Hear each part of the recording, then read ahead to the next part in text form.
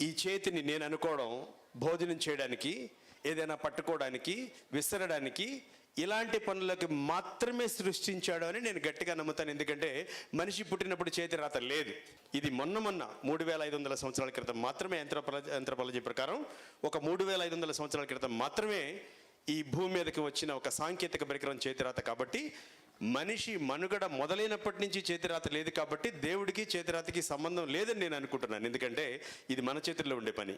మీ చేతిరాత మీ చేతుల్లోనే ఉంది. సో మీ చేతిరాత పూర్తిగా మీ చేతుల్లోనే ఉంది. నేను ఎప్పుడు ఒక టిప్ చెప్తూ ఉంటాను. టీ అంటే టెక్నిక్స్, ఐ అంటే ఇంట్రెస్ట్, పి అంటే ప్రాక్టీస్. ప్రతి మనిషి,